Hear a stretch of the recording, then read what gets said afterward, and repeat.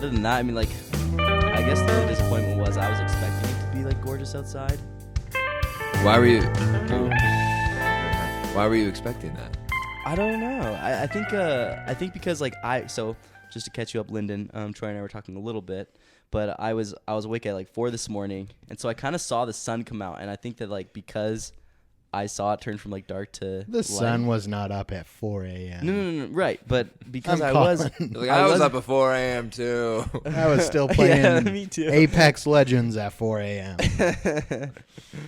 Were you? No. I was still awake. But anyways, I hadn't still gone one to big sleep day. yet. a glimpse of the sun Okay.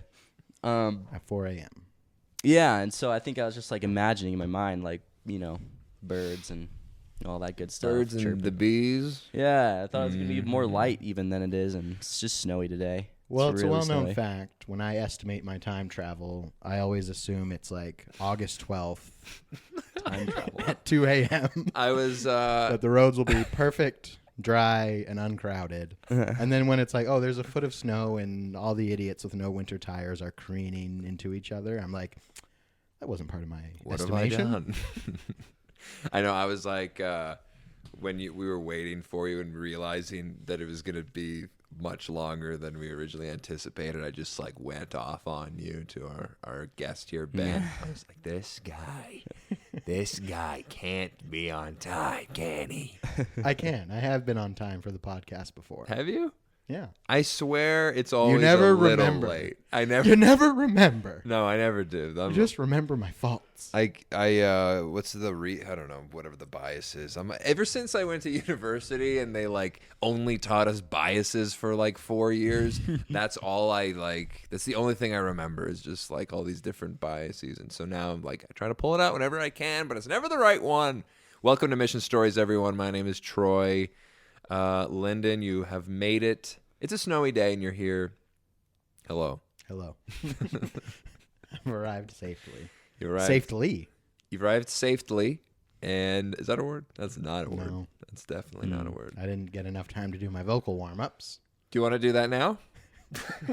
Yeah, how does that look? Safety. And we're That's my done. vocal. Great. Okay, we're done with That's that. over.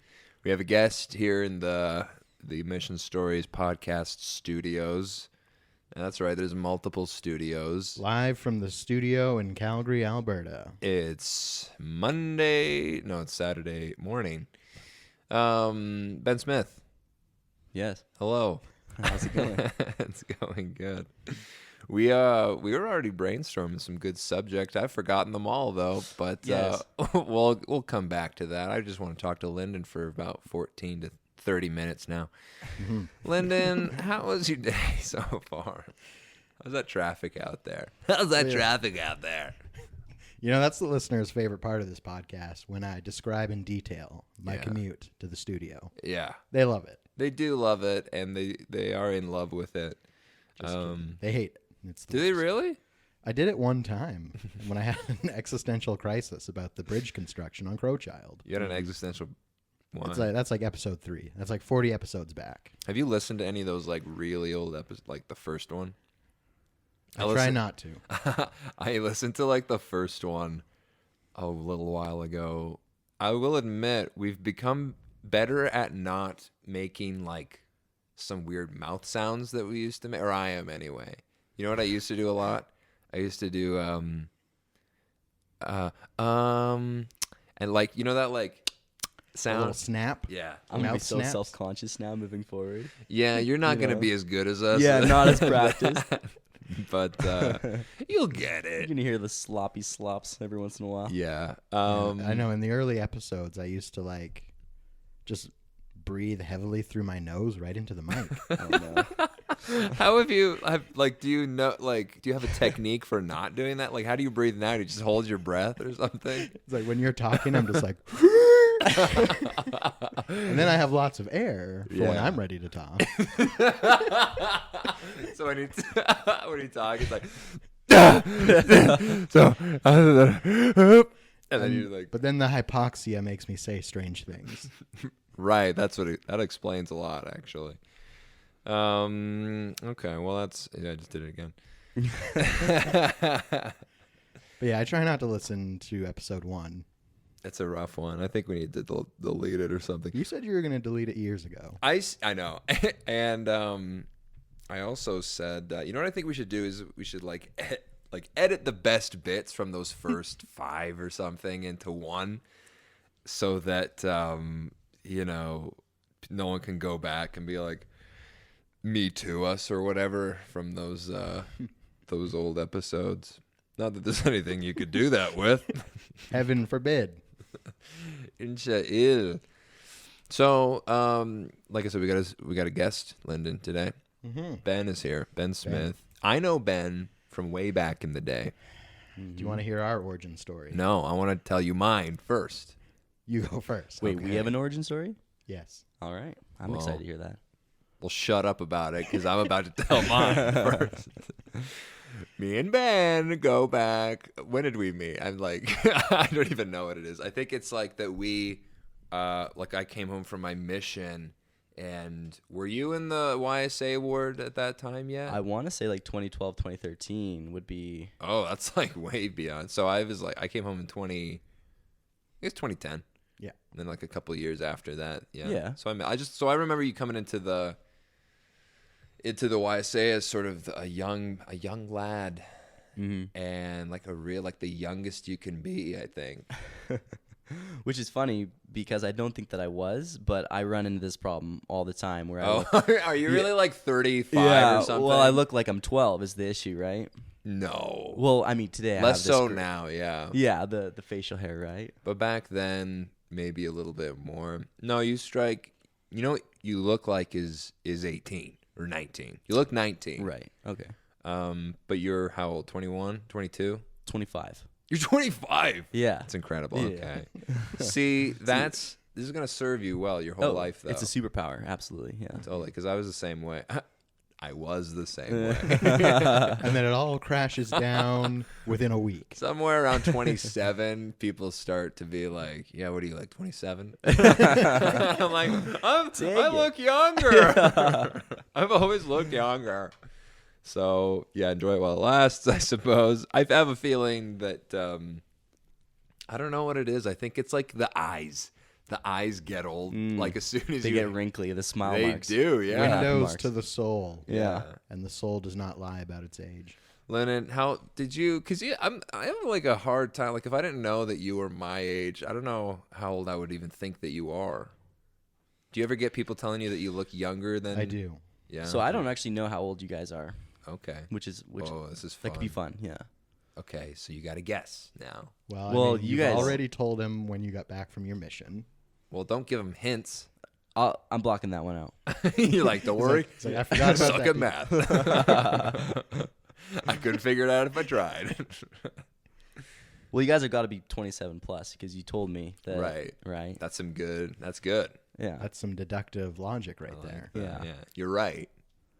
But So I want to say because of how you brought that up, I want to say there's at least 2 or 3 years between that memory and today. Okay. Which I'm gonna like lock in on that one. okay, So I'm gonna say like 29, Final 28 answer.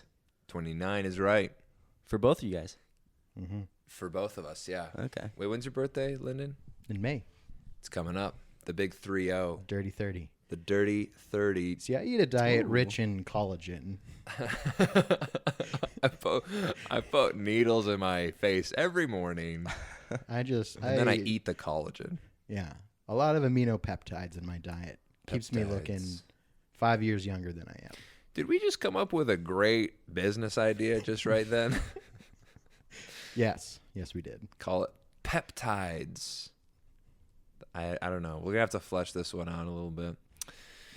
So yeah, but how old do we look? You deduced that based on what Yeah. we said, but like, how old do we look though? I mean, okay, so this might be cutting into our origin story, Lyndon, but I didn't think Lyndon was much like older than me, if that. When I saw him in church Right. recently, I just moved into his ward, so Yeah. yeah, So you thought he was like 26, 27. yeah, totally mid 20s kind of guy for sure. Yeah, perfect. Yeah, nailed it. Yeah. I'm a real mid-20s kind of fella. Yeah. Okay. Yeah, you know what? I'm beyond the point. My bias indicate, like I can't look at you in a vacuum anymore. I just see you as same age as me. So You just the guy that always shows up late. this guy shows up late and he looks young. I'll give you my origin story with Benjamin. Ben just gave these sweet little double eyebrows at me. I feel like it's Got butterflies in my stomach. I have to do this with a lot of the guests. I feel like maybe not. Because they're like, Was how it do like- we know each other? Yeah, and it's like, here's how we know each other. I've hated you until this instant. It's like, and I'm pretending to be nice right now. Let's see. The first time I met Ben was after that very strange Christmas I had. Which one? I went out to the island for Christmas. Okay. And then I got back and I was in a weird mood at some YSA event. And you were dating a mutual friend of all of ours at the time. And you come talk to me. And you're in like a character. You're doing a character. You're just in like an English accent. You're pretending you're a Harry Potter character. What the heck? Oh. I think I know who I was dating then. Yeah. And I was like, You hated me, huh? Yeah, I immediately was like, and this is a guy I'm not going to be friends with. But Why? Sometimes we all do strange things. I was in a very irritable mood. Why were you in an irritable mood? I had a very strange Christmas. And I just flown back. What was strange about it? I mean, at one point, my family went on a search for me. They thought I'd walked into the ocean. Right. You thought you'd bird boxed yourself. Yeah. They were like, Lyndon went for a walk 4 hours ago. Yeah. And I did. And I did go in the ocean. I looked into the ocean, into that deep, dark abyss at like 2 a.m. And I was like, saw myself. and I saw myself. And I thought, perhaps I should go join myself in the abyss. But I just kept walking. Yeah, but I didn't do that. I just kept walking until eventually I ran into my father, and he was like, son, it's time to go home. He was doing the same thing. He was also looking into the ocean, just like staring. You're like, Dad, you're like, son, let's go home. Let's go home. Everyone's worried about us. Christmas does this to all of us, Naglai.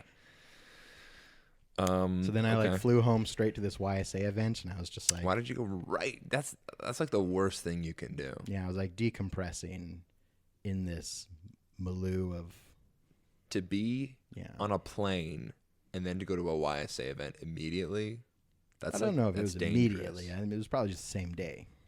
YSA events are like, they can mess with your mind in the best of scenarios. It's like, you know what I mean? Like, they're so. Why are they so weird? Can we dive into this? Can we all just agree, for one thing, that YSA events are weird? Well, before we get into that, let's just Okay. say I wrote Ben off, Okay. You which wrote is them fine. off. I do that to most people. That's it. I write him off good. until they. But then he redeemed himself. He moved into my ward, and he's the little engine that could when it comes to my Elders Quorum lessons. That is true. We actually talked about that. Yeah. And no accents during the No. Yeah. You're Yeah. like, oh, I got a question there, Lyndon. You're And I'm like, on me. like, get out. get out. I write you off. Because I'll often invite Troy to come to my Elders Quorum lessons when I'm like, ooh, the material's a little shaky this week. I need someone who can say anything about anything. Yeah. And So now you have a new Troy, is what Yeah. you're saying. we literally, Replaced me. yeah, we have a chemistry where at one point I posed a question, looked around, no one's hands were up. I just made eye contact with Ben, and we were like, and he was like, yeah. Okay. Time I was to like, go. all right, I'll just start He's like, talking. yeah, all right. I understand. And then he had a little something to say, and I was like, perfect. Yeah. That's so nice of you. Yeah, you know what? I remember So now I've wrote him on. write them on, baby. Which is crucial in lessons. Like it's tough to fill that gap sometimes. I mean, Oh yeah. obviously you're skilled at it. Well, yeah, I love to hear myself talk, as is probably evident from the fact that we created a podcast where this is literally all we do is hear ourselves talk. But yeah, it is tough when you're in a mid lesson and you feel that that flop sweat come on, and you're just like, oh, I have nothing, and I need someone to save me right now. So it always is nice to have a little friend in the audience that you can sort of You gonna say something? Someone in your back pocket. I'm like, all right, fine. Yeah, so Kolob is closer than we think, actually. That's always my go-to. What was I was gonna ask you. The YSA. Why is it so weird? Why is it so weird? Why is the YSA events specifically? And I don't know. Well, here's that specific one was because New Year's Eve was on a Sunday, so they're like, let's have New Year's Eve on a Friday. So it's like everything about this is fake. My existence is a lie. This event is a lie. These people are all lies. This guy's not even using his real accent. Everything here is fake. So it's all a facade. If there was a time for you to use an accent with Lyndon, that was not the time, I guess. Clearly. So, okay. So that was like your. Would you say that was like maybe one of the darkest times in your life? Hardly. Like that was one of the brightest, actually. It was Christmas. Yeah. I was loving it. It was the time between Christmas and New Year's, everyone's favorite time. Yeah, no one's lost adrift in that time. In that week of voidness. What is up? What is down? Yeah, so I don't know. So like my experience at these YSA things is like, and it's I don't know, maybe I say this now, but like the older I get, the more I feel like I think 24 to 26 is like prime time for YSA because I think you just know the most people. It was like this as a missionary too, you know a lot of the younger groups, but also the older people ahead of you. So you sort of you know the most people because like for me, and I'm sure for you too, Lyndon, like to go to a YSA event now is just like, who are all these people? Who are these children they've let loose? Like someone needs to tuck these children into bed and give them a lollipop. Yeah, there's like these kids were like getting baptized when we graduated high school. Yeah. And I'm like, how did this happen? How did this happen? How are they allowed to be here? How am I allowed to be here with them? And ostensibly we're allowed to date or something? I don't know. We're allowed to date these children? Encouraged, maybe? Encouraged? I don't know. We live in a strange culture. But I don't know. So then like I kind of feel that same like, I don't know, detachment, that same sort of like, what am I doing here? And then someone comes up to me. You know who came up and accented me was Josh Hobbs. He did that. Like the first time I ever talked to him, he gave me like an accent. And I was like, well, was it like, was he fresh from Jamaica and he just didn't know? No. The only way he knew how to talk was with like an island accent? No, it was British. What's up with that? So it was like he was trying to, and then I heard him later talk normally, and I was just like, this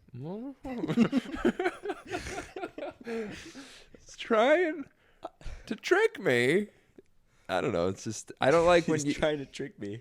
Yeah, I don't like when you feel like someone's trying to, I don't know, trying to deceive you. Like you're the mark on some joke, and people are gonna jump out and be like, "Ha! You thought he was British? You're a dummy. He's Canadian." But yeah, any thoughts about that? Am I alone in this feeling? Well, I had one thought, but I don't think it actually helps the thing. But I've noticed, so it's like YSA, that's like our social circle that we spend a lot of time with. Yeah.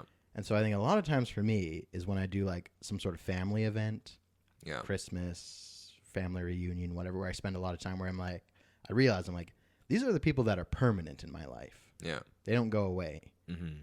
And then I go to YSA with like all the people that I hang out with normally, and I'm like, they're so transient in my life. Yeah. And it feels like everything is quicksand. Because I'm like, these people aren't real. They're not permanent. And it feels like there's this transactional nature to YSA in that, like, you're there.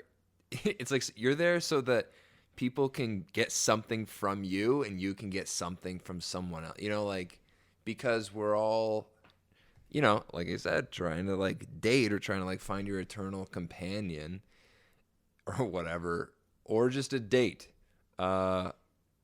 or a new friend, and it just seems just like, okay, I'm here to get something sometimes. Yeah, and I think that part of the struggle too is that there's so many boundaries that you have to cross in order to get that. So, for instance, you were talking about the age difference. So, like, you're having you've had experiences when you were young, mid, and towards the end of your YSA experience. Yeah.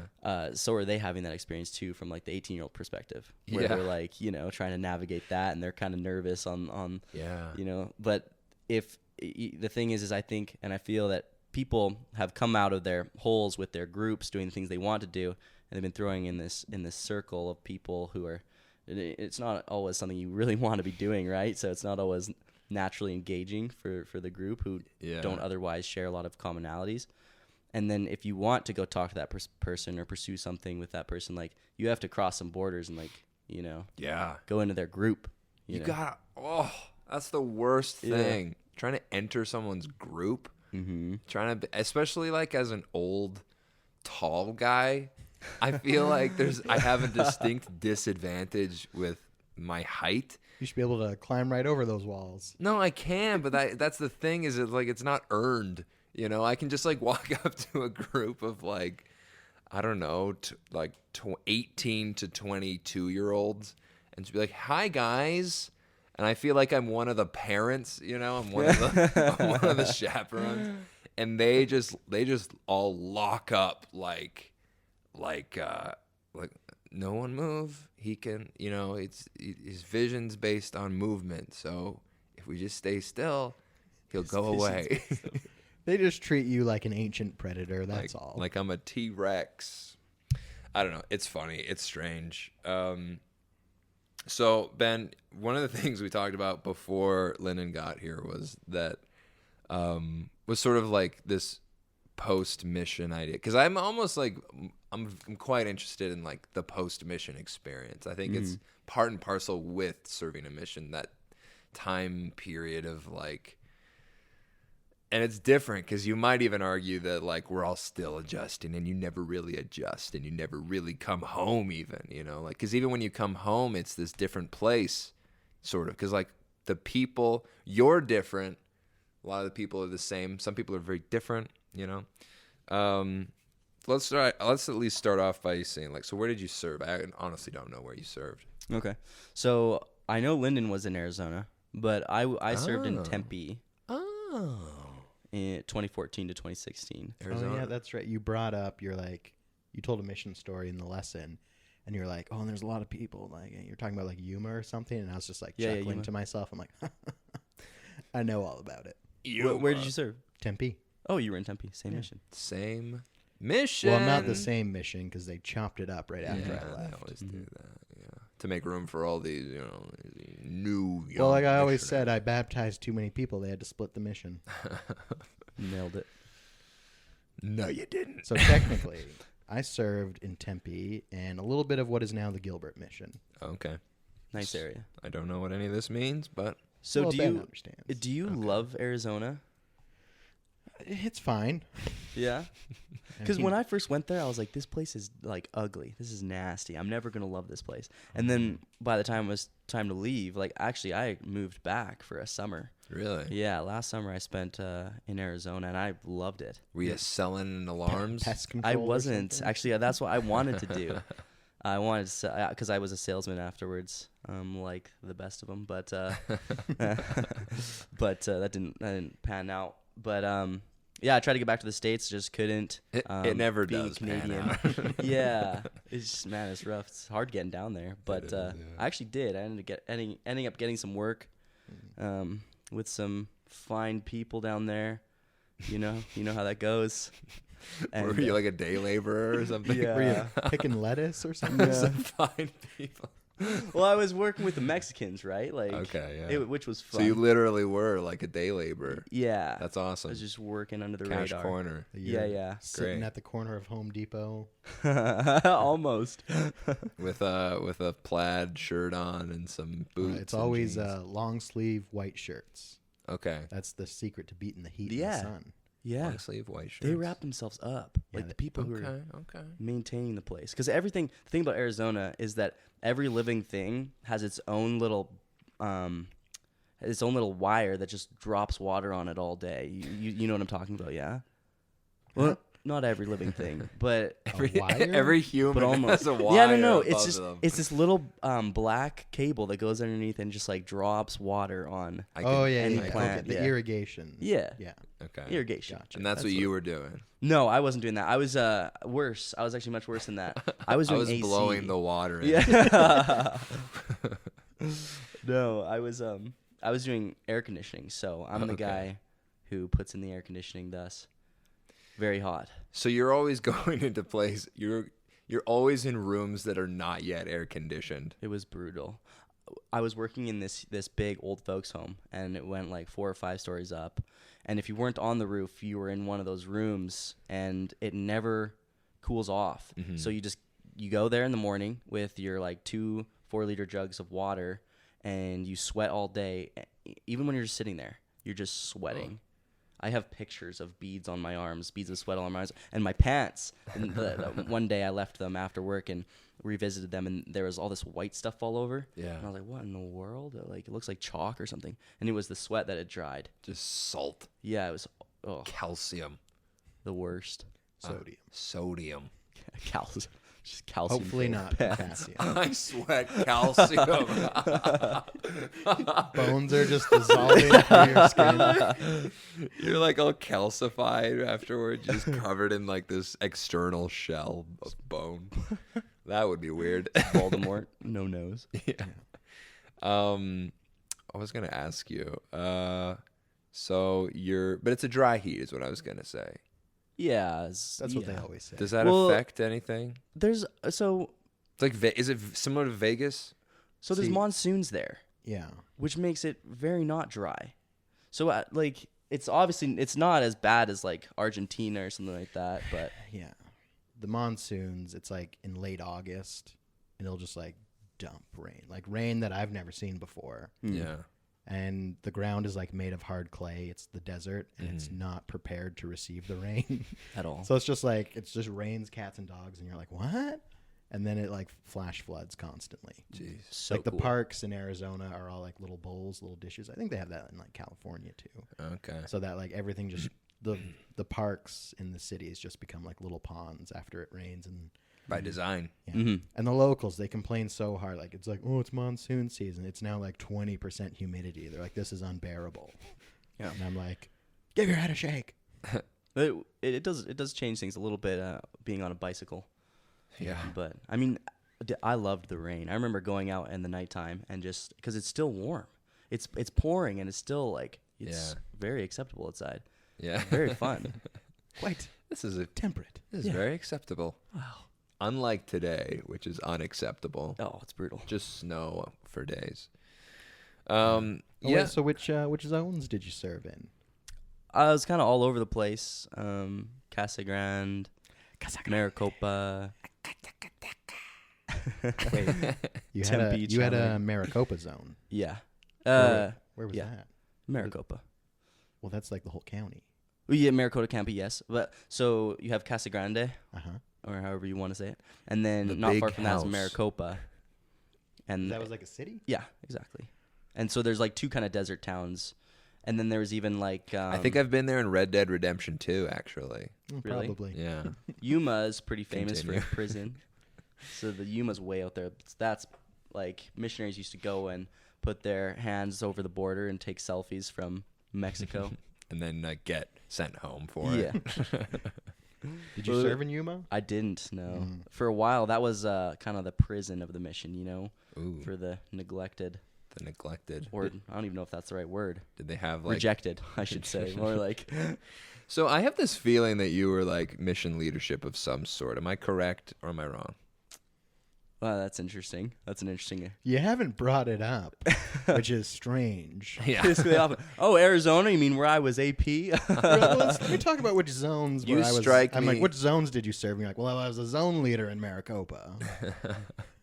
You could have. I think you were definitely a zone leader, which means you were definitely a district leader. I think you could have even been AP. Were you AP? I wasn't. Okay. You So- could have been though. Troy, you got to be like 6'4" to be AP. Yeah. Oh, that's weird. No, you that wasn't didn't. just me. That wasn't just my mission. My That's mission the, president. that's the world, That's man. the world. Is it really? That's CEO. That's CEO, so hey, funny. yeah. My mission president was actually from Alberta, Okay. and he was, I think, like 7'2", something like Of course that. he was. I should show you a picture. I mean, especially next to me. The most powerful man was the tallest. Yeah, and so of course he liked people who he could look in the eye, right? So that's why I thought they only chose the tall ones for AP. But He could look you in the eye. He just has to look down. He literally looked down on you Yeah. and was like, he can't serve with me. Yeah. can't have him run around. I might break him. He's like, it would look too funny. No, we had like this very short missionary was one of our longest APs, and he was, I think he was, I don't even know. I think he was shorter than you, but he was like a powerful individual, like he really made up for it with his charisma. Like you're a very charismatic individual, so I could just see yourself being that, but you weren't, so never mind. I had very I don't want to say very, but I had early leadership, which was exciting. And I as a young missionary, you're thinking like, oh man, like, I guess people caught on to my character initially. And there was a lot of, I remember being a young missionary, there was a lot of people saying, oh yeah, like Elder Smith's going to be AP. He's going to be AP. And I was like, oh my gosh, this is so exciting. Yeah. Because as a missionary, that's like, I'm going to be AP. yeah, that's I'm exciting gonna stuff. rule the world. How old were you when you left on your mission? I think I was 22. Oh, yeah. See. Oh, okay. Yeah. 'Cause Which helps. That's the classic. The older missionaries, straight to the top. Yeah, Mhm. it's true. Which- sometimes, Unless you mess it up. yeah, sometimes you get like the real. It's like you're either the best missionary or you're like a real loser. I actually on this I had there was an elder. He was I want to say like 25 or 26. Yeah, Like one of those ones who like applied when they're 25 and scooped in when they're 26. yeah. And he had a history. It was actually I think it was Maricopa where I was with him. But anyways, he had a plethora of knowledge and excitement to talk about and to share with the young missionaries. Oh, wow. So keen on learning. I'm like, what about what? So this elder particularly, he spent some time behind bars. Oh wow. Yeah. So he had time to kind of up. Yeah. It was, and I could see why. I actually really like. He was definitely a criminal. Yeah. I helped him commit crime. No, he was a good guy. He was a good. I really enjoyed his company, but we got into some deep subjects, and I remember, in the Tempe mission, we used to go to the Easter pageant was one of them, and then like the lights. Remember up at Mesa at the temple. Oh, yeah. Anyways, I got handed some anti-material, and the guy was so nice that I thought he was like, friendly, anyways, I get home and I'm reading this stuff and I'm like, what, Adam? Like, what? Like, where did this stuff, Mary? What? And he just had all the answers. So, Okay. so yeah, one of the nice attributes of the older missionaries is they're often wise as well. They've already seen all the They learned it. anti, and they're inoculated against it. Mhm. Yeah, They got their vaccinations. they got their vaccination. Yeah. Something I had to go through too, actually. Well, you learn it and you're like, no. And then you search it and you're like, yes. You're like, oh wait, we all believe all this. Okay, never mind. Oh, that's doctrine. Okay. Yeah. Oh, Joseph Smith did say that. Okay, no, it's fine. Perfect. I will get on board, actually. On second thought. Yeah. It's not so weird after all. That's ridiculous. Yeah. I remember I feel like I told this story, but like there were some missionaries who basically an anti guy had told them some story about how Joseph Smith said that like he's even greater than like Jesus about like in terms of the scope of what he accomplished or whatever. And they're like, and he gave them the reference in church history, and they go into the church and look it up. And we just sort of happened upon them, and we're just like, oh, hey, elders, how's it going? And they were just so frantic, like their eyes were wide, and they're like, what? Yeah, what? They're like sweating, pale, and just like, what's going on? They're like, look at this. And basically that from that moment, I did my best like rationalization job that I've ever done for anything, where I was just like, well, think about it.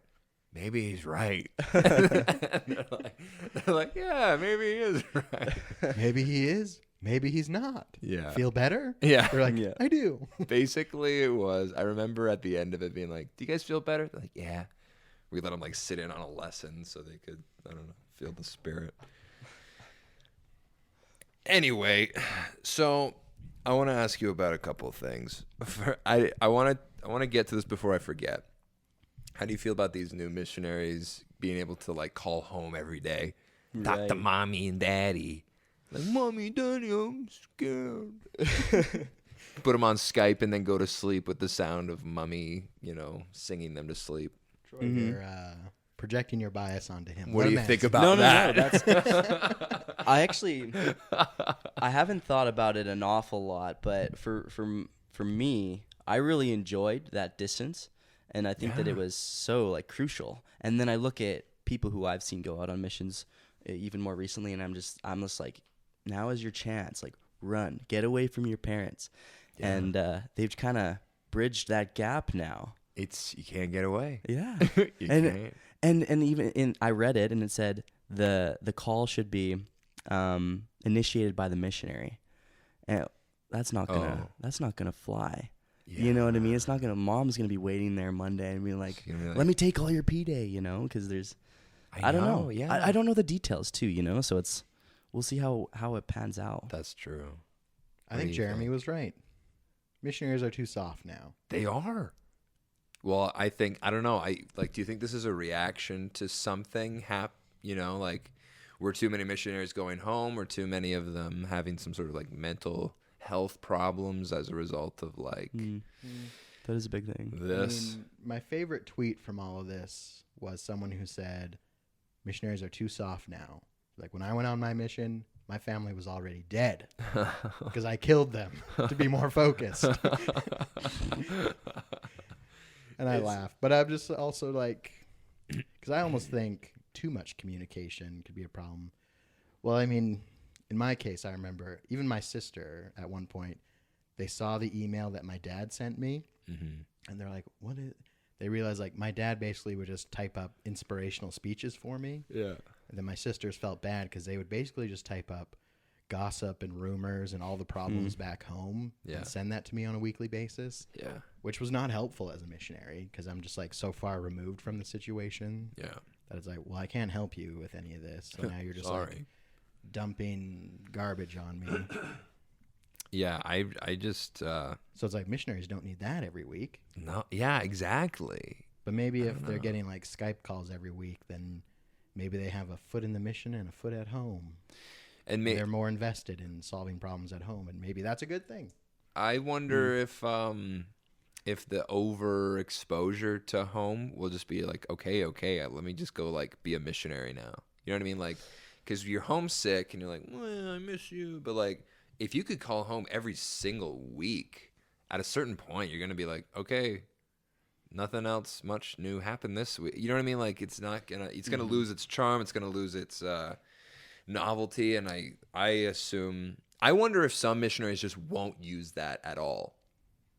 Maybe. I don't know. Do you call your mom every week right now? I visit her once a week. Yeah. Oh wow. Well, there you go. I go visit her. I have actually. I think I might have to retract something I said, but I have a question for you two. Did you feel that? Did you write home a lot? Did you write a lot of people? I know some people have like huge lists and tons of friends, and I did not. Did you, Lyndon? Based on my origin story with you, right? You give a guess. Yeah, okay. No. Just write people off. I Literally- wrote them off. Literally write a list on my mission. People I will never write on my mission. Okay. So for me, I don't feel like I wrote, first of all, a lot of people, like when I opened my call letter, I didn't make a party out of it. I've never been that kind of way. Even though I'm a social person, it wasn't a big deal. I remember just when I got it, I actually didn't touch it for a few days. My sister took A few days? yeah, maybe like a week even. My sister was Whoa. like dying. She's like, where is he going? I just didn't make a big deal out of it. But I also didn't write a lot back home. My family's, they can be very much like out of sight, out of mind. Yeah. There was even a Mother's Day where like I didn't even call home. What? But No. Well, actually, I tried to call home, but they didn't answer. So just to give you an idea of how removed I was as a missionary. But at the same time, They didn't answer. so That's awful. at this time, You so, just brushed right past that. yeah. We got to come back to that. Well, there's depth there, but you Okay. know, so That's crazy. so yeah, that was Sorry, a continue. dark night. Let me just say that I had you ever seen the iPad Pro? Yeah. I was sitting there in a member's house with his iPad Pro that a friend had brought over for me. And my companion was upstairs talking to his family, like, "Oh, it's so cool, you know, awesome. I've so good to see you." Yeah, and I'm down there with his iPad Pro, just open with Skype on, trying to call home. Yeah, and nothing. Anyways, That's so sad. but Oof, as the kids would say. yeah, big oof. But my mission was unique, and I love my mission for this reason. We were one of the pilot missions for technology. So when I got to my mission, they handed me an iPad and said, like, "Here you go, Elder Smith. Have fun. Good luck." And there was no books, like there was no instruction manuals. We were the ones who helped craft those. So there was a lot of interaction with Salt Lake, which was also pretty cool about my mission. But we, at that time, were allowed to just kind of experiment with technology. And part of that was if you have someone to teach them. Doesn't matter where they are. And so I found myself teaching my brother's new wife, my brothers, my sisters, because they weren't, my family wasn't active growing up, but also there were some non-member opportunities as well in my family. Like back home. Yeah, here in You're Calgary. Did you count Okay. those stats? Yeah. Yeah, man. And I would course we call did. them sometimes on a weekly basis to read scriptures or do lessons with loved ones and their loved ones. So if they had a connection to the church and it was me as a missionary, like, let's take advantage of that was kind of the thought process. So It seems, I wonder if there's also, as part of this like calling home thing, I wonder if there's an aspect to it that is like a stratagem, by the church to be like, listen, you're probably, a lot of the good that you're doing as a missionary is for the people at home, younger siblings or friends or that kind of thing. And so it's, maybe there's some good to be done there. I also wonder if it's just because I remember whenever you tell someone about a mission, serving a mission, it's always like, so like what? You can't. It's always like the rules, right? And it's just like, so like, can you call your parents or whatever? And be like, no, twice a year. And I was so like proud of that for some reason. They'd be like, what? That's crazy. And I'd be like, I know it is. I'm insane, And it is a little crazy, and I like that about it. I liked how hardcore it was. I think, like, one of the appealing aspects of a mission is that it's hardcore. It is hardcore. Like, if you do it The right, suffering builds character. the suffering truly does build character. And I think, I mean, I don't know. I don't know what it's like to serve it. It's so strange to, like, the landscape of serving a mission seems to have changed dramatically. Well, yeah, it's like we're not far removed, but he got handed an iPad when he got to the mission. I got handed a flip phone, and we were like excited that we finally got flip phones. I remember this, We got these like big rubber brick flip phones. Did you get those ones? Oh, yeah. Yeah. Did everyone get the same ones? I think so. What kind of phone did you have? I think it was a Nokia. It was just buttons on the front. I remember getting there was some flip phones. But ours was just like a brick. I remember it was lit up green for some reason. I remember that detail. Okay. I kind of want that phone back, actually. Yeah. Well, I remember when we opened it, there's like a letter from Sprint being like, "Hello, missionary. Once you've returned from your mission, get a Sprint phone. Oh, really? Use this code for like 10% off." Promo code Sprint Missionary. And I was like, "Nice." Nice. But the reason I bring that up and the reason I ask you about whether you guys emailed a lot is because when I would finish those calls, I didn't feel like thrown back into it, As long as I controlled I was a missionary. Like, I was literally trained to control the conversation. Yeah. And so I would. And I didn't feel like Even I was with your family. Yeah, wasn't interested. I wasn't like, "Oh, tell me about what's happening in like I don't even know what like okay. Game of Thrones or something. I don't even know what people watch on TV these days. Catch me up on Game of Thrones. Yeah, that just wasn't interesting. It was like, oh, you got a new puppy. That's awesome. Like, you're pregnant. That's cool. Like, I was really excited to hear those things. Puppy, awesome. Pregnant, Yeah. But yeah, it was like, I felt so, like, I was out there to teach the gospel. And if I was able to do that back home, that only helped me to go out throughout the week and share that. So this might be actually inspired, you know? Who knows? It might be a reason the apostles are changing. You're like, might, could, maybe. Do. It's like, they're like, oh, home-centered church. Maybe we do home-centered missions.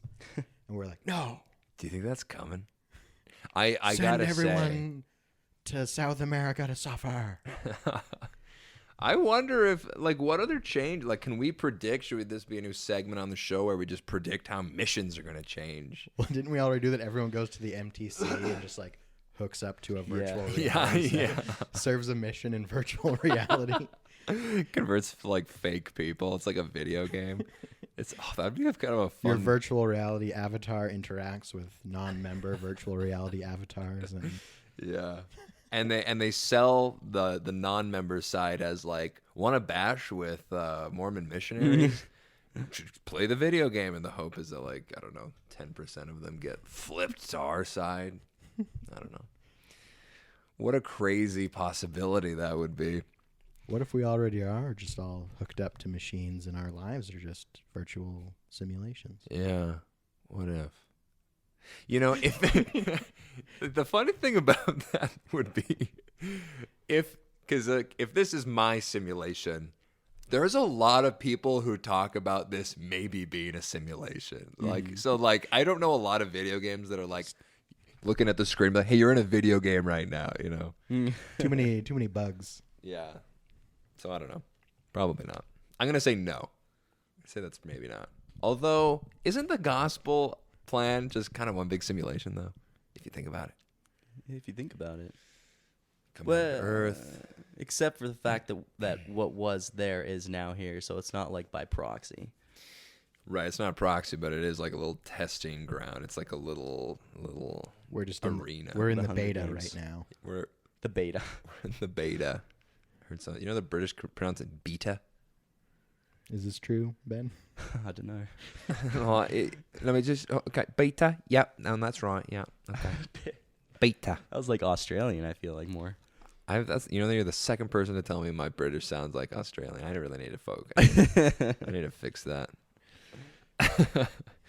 Okay, what else did we... we wanted to talk about... And we haven't really even touched on your mission that much, but I wanted to talk to you about your post-mission experience with, like, video games. Right before Lyndon got here, we were playing a video game to keep from actually, like, saying anything that might overlap on the podcast. Video games, music, movies. What was it like for you to come home and to try to navigate, like, what should I watch or not watch? Mm-hmm. You've been home for 2 years now, and... Was there anything, like, early on where you were like, I'm not going to watch this, where now you're like, oh, I was a little crazy weirdo. Of course I'm going to watch James Bond or whatever. That's a good question. So, like I said, I grew up in a home that we weren't very active, but the principles were there, I think. But still, I think as far as, like, content goes, I think it was more on the looser side. Yeah. Actually, funny story, my father... who can be, he just, I don't know, maybe he just didn't do his research. But I remember being like, probably like 8 to 10-ish, and we went to go see Bad Boys 2. Nice. And I don't know, yeah, that there's some nudity in that one, and that's a pretty crazy one. Yeah. But I don't know how that relates, but that was kind of just a funny story. Well, it's like back in the day, because I remember going to see Titanic. Did you see Titanic in the... Did you see it in the Not theater? in theaters, but... Okay, so it was 97. I was... How old were we? 6? 8. And I just... there's a nude scene in there. And I think it was probably the first time, I'd seen a naked lady. Yeah. And I just remember, like, my dad, reaching over and, like, covering my eyes with his, like... But I could still see everything through the gaps in his fingers, so I don't know what he was thinking. I was just... He's just like... I'm He's doing like, this we for have your to do mother. this for show. But he's like, check this out. I'm just kidding, Dad. If you listen. No, to my this. memory was we had to wait till it came out on VHS. Okay. And then I remember I was watching at a friend's house, and the parents were like, and they knew, like, I feel like Titanic came on 2 tapes. It was that It did, long. yeah, Mhm. yeah, And they knew exactly which part it was. They had, like, the timing down. yeah. So they would, like, come and fast forward it. Mm. Well, But then they weren't always there. And then eventually we were curious, and we're like, let's just watch Titanic without them knowing. yeah. And I have no memory of it anyway. Could you imagine growing up in the days of VidAngel? Do you remember that? Yeah. That's where the some Mormon company would like basically take all the swears and nudity out of. Yeah, you could Were choose. they, like, literally splicing tapes? Well, you could go on there It was and like they digital, wasn't it? yeah, you could just it would give you a list of what was there, and then you would just click it and it would just cut it out. So it was like you would purchase. This is how they got around all the nitty gritty Copyright. details. Yeah. Yeah. You would purchase it for like however much, like $1, and then Yeah. you would just cut it and then watch it and then return it, I guess. But it was all done online. See, I'm very sure that they are now out of business Yes. because of copyright problems, where Yeah. they're just Yeah. like, here's someone else's thing, I'm gonna change it and then sell it Mm-hmm. a little. Yeah, I'm gonna change it a little bit, sort of alter the. My whole thing with that is that either watch the original product or don't watch it. Mm. You know, like either take it as how the original auteur director intended it to be, or just don't watch it. Hmm. You know, that's my stance. I'm Interesting. sticking to it. Well, But yeah, so you're it was loose. It was loosey goosey. It wasn't a super tight ship. I mean, there were 7 of us, and then on top of that, we often had like Korean exchange students come live with us. So it was Okay. there was a lot of us. There was a lot of room for error. But your question is when I got home, right? yes. So when I got home, there was. But a I guess few- like beforehand is an interesting way to look at it too. Like, because for me, I remember beforehand, I went through this phase when I was young, like 16, 17, 18, where I was just like, I'm a film buff, you know, or whatever, where I would watch these really obscure, boring films and sort of it was disguised as like artsy or what, you know, like I was just really into that. And so some of them were kind of weird and shifty, but so, but then I went on my mission and I felt like afterwards I was like, I need to be better. I need to do better. Mhm. Probably to the extreme other end of a fault where it was like kind of weird. Like I remember I got home and I had this iPod full of my music, and I remember, do you remember, Eric Clapton's song Cocaine? Mm-hmm. Da, da, da, da. Mm. Cocaine. So, that's the song. That's it.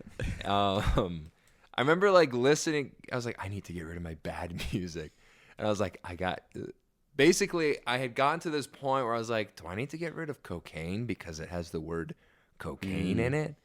And I think I did, but then I was like, wait, no, this is crazy. I'm crazy. It's fine. And I sort of like took it out of my garbage bin on my computer. But that's the sort of thing that I was sort of going through at that time, this adjustment period for like, no, you can listen to Eric Clapton's Cocaine. It's fine.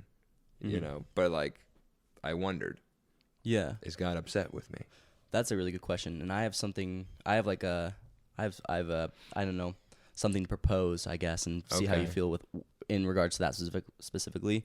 For me, I actually got home and I found myself listening to rap, like, which was new for me. It wasn't something I was a fan of before, and I just got home and I was like, this is awesome, like sick. And I actually went pretty deep, like, I don't know how deep you would consider pretty deep, but I went pretty deep in that rabbit hole where one day I just like woke up and I was like listening to what they were actually singing, and obviously there was curse words involved, but I was like, holy moly. And I was like, I need to get back. So I just like went through, I think it was actually around the time I was in Arizona, but I deleted like everything I had accumulated. And Yeah. there was some songs where I was like, but it's so good. And I was like, but it's But you not did worth it. it. Yeah. And I just deleted it all. And now I've kind of found myself in this, I don't know, in this balance, I guess. So you stuck to it. I think it's content for me. I think it depends on the content. Like if there's sexual innuendos or just content in general, like that just doesn't sit well with me. And if I actually pay attention to listen to it, I don't like it. It kind of ruins the song for me. Yeah. So so curse words are kind of back in, as far as music goes. But there's some content that's just kind of that song drawn new lines in the sand. Yeah, that's the balance I found. I think. What's that Ice Cube song? The one where he's just like, you know what? We shouldn't go down this road, but there's a part in one of these Ice Cube. It's like the famous Ice Cube song. Yeah, I think I've told you about this. It was a good day. Is that the title? Yeah, I forget how it goes though. I don't think that's. Let's just play it for the listeners. Yeah. Yeah, sounds familiar. Anyway, so he talks about basically, some sexual thing, and every time I hear it, I'm like, ugh. It is. I'm like, ugh. So I think that I don't know if there's like a right and wrong here when it comes to like listening to curse words. There's definitely been a time where I was like, if you don't curse yourself, like why are you putting in substitutes like words when you're singing to these songs? Like what? Why? Oh, you don't actually say the curses. Right. Yeah. Good for you. Yeah. See, there you go. And then it all depends, right? It depends on the culture you grew up in. But like, is there a right answer? Or is it just like, hey, you're single, you're kind of doing your own thing, but it's going to be different when you have a family. And you're probably going to readjust and cut music out. But I don't know if there's like a right answer, Like, does God look down on us and be like, that is a no-no. Like, you can't listen to that, or I don't even know. I think, what do you think, Lyndon? What do I think? I don't care. No, what do you think? What do you? I don't listen to music. Yeah. No, Lyndon's a resident rap expert, actually. Yeah. Like I don't swear. Very rarely. You don't. Well, you do. Well, I don't want to out you, so you don't. I don't really swear very often. You have a select. If I do any of my swearing, it's in front of Troy because he loves it so much. I get giddy. Mm-hmm. It's like his favorite little vice. Yeah, swearing. Yeah. I see. But I listen to music that's swearing all the time. And I don't know. It doesn't affect me. I don't swear. I don't know. I am a little bit immune to it. To like, I don't know. There's just sometimes there's just something about like Forgot About Dre. That's like my favorite rap song, and I can just like recite pretty much the whole thing front to back. But I just love I don't know. There's just something about like that rhythm of talking. Yeah. Okay, so interesting. So you have found a balance and you've kept it with all things, or is that just with like rap music or like movies too, or? I'm not really like so I just moved in. We talked about this a little bit. Yes. I just moved up to the north.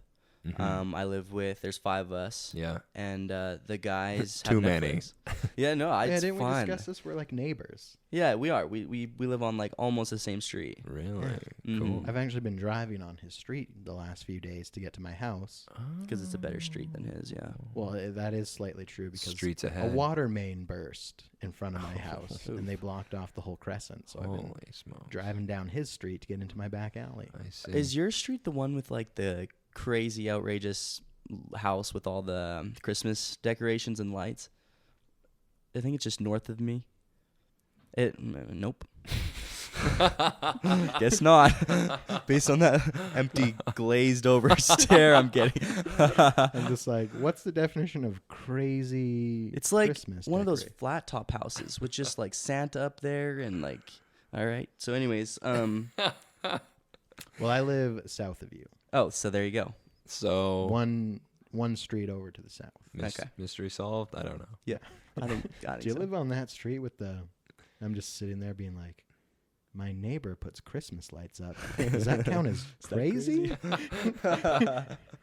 What is crazy? Lyndon, do you have What is Christmas? Is there an ocean I can go jump into right now? Do you have somewhere to be, Lyndon? Like what's the time frame? Not, I mean, I have to go to work eventually, but that's That's in a season. Okay. All right. I'm not gonna worry about it then. Yeah, don't worry about it. All right. I'm gonna leave. All right. Okay. Like I'm not even.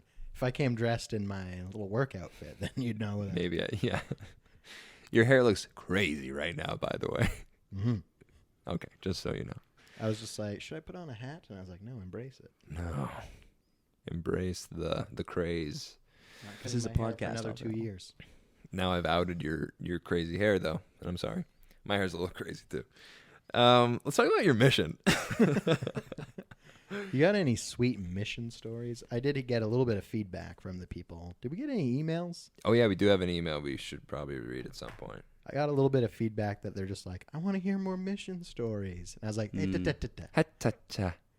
that's just You'll the get what that's you'll just get. the title of the podcast. That's just I the run title and the premise of the podcast, okay? Nothing more besides that. So I feel like this is kind of fun because Lyndon and I, we obviously had different experiences, but we went to the same place. Mm-hmm. So I can ask questions like, did you feel like it was either more like violent or there was more crime, or did you feel like any of that while you're down there in the States, specifically Arizona? Let's see. My first area was in West Mesa, aka beautiful. the hood. Mhm. Heck yeah. And yeah, there was, like the police helicopter was out every night. Mm-hmm. The ghetto bird, we called it, and we'd sing little songs like, "Oh, ghetto bird, shine your light down on me." Is that I don't know. Something. Wow. Is that an original? We'd come up with little tunes about the ghetto bird, and because we would praise it and sing to it. This is a literal bird you're talking It was about? like an angel in the sky. Well, it's a helicopter with like a big spotlight, Okay. and they just like patrol West Mesa because see. it's the hood. Sketchy. Cool. There was like someone in the apartment complex next to us got raped and murdered while we were there, and there were gunshots in the apartment complex. You're just across nodding from us. to that. Yeah. You're like, yeah, no, that sounds about right. Pretty sure I was in the same apartment at one point. Based on the stories. Yeah, that was my neighbor. Yeah. Yeah. Yeah, I had one guy pull a knife on me in West Mesa, only because I scared him. A knife? Yeah, It was your fault. He just had a little like pen knife on him, and he's just like, Cha! It's because I startled him because I went to go Hey. OYM, Yeah. give him the old street contact, open your mouth, Open your mouth. and he wasn't ready for that. Some like white dude roll up on a bike and be like, "Hey," and he's like, Cha! And I'm like, Classic. "Okay, moving Normal on." reaction. I'm gonna see my mouth. Close my mouth. I was like, better just say all the words there. See my mouth. Doesn't even make sense. CYM. That's Close more your mouth. You should see who I am. But yeah, besides Great joke. Okay, moving on. besides that, you get into more of the suburbia, much safer and nicer. Mm-hmm. No, the reason I ask is because like everyone has stories from their mission, and some are more crazy and some are less crazy. It depends on where you go. But Arizona, I definitely was the first time I think it's the first time I saw a dead body, in the flesh. That was like an old mission tale, or someone would be like, someone found a dead body at the right over here in this apartment complex. Yeah. I was like, no, they didn't, but apparently they do because you did. It happens. Yeah. Yeah. So where did you see this dead body? So I was like, well, he was in my hands. I had my hands around his neck, and the joke was that you killed him. Moving on. Sorry. Troy's making light of your traumatic experience. Yeah. I was like inside of myself while you're just like making this joke. Sorry about that. No. It's actually not that. It's not Sorry, as Mom. traumatic. Is this like a murder victim or an Manslaughter. accident? Well, so here's the thing. So Maricopa, I actually have two stories from Maricopa. 2 dead body stories? Yeah. Incredible. Okay. Yeah. So That's going to be the name of the episode, by the way. 2 dead bodies. perfect. Okay. So we'll start with this one. So me and I can share this name, Elder Holmes. Elder Holmes was one of my favorite companions, hands down. We were together for 6 months. If it's not weird that I say it like that. Your longest relationship, Yes, perhaps. but almost. Yeah. So Elder Holmes and I were in Maricopa. We had just gotten out of a member's house for dinner. Super good, super sweet people. And we were biking right by something that was called Mount Walmart, which was like a huge, like, dirt mountain, essentially. And it was right by Walmart. Okay. Okay. Makes And sense. all that was really around was like a community kind of like was around this big empty lot of like desert, and then just like a highway, and then tumbleweeds and cacti on the other side. I've never seen a real tumbleweed before. Oh man. Is it everything you want it to be? Well, and more. Oh, and in Arizona they get heat. Like I remember there was a day when we were biking down this exact highway I'm talking about, and the tumbleweeds were coming across the road, and they were bigger than me on my bicycle. What? And so you were like trying to dodge them in the wind in the desert because they're so flat. It just was like blowing them so fast you didn't want to get knocked off your bike.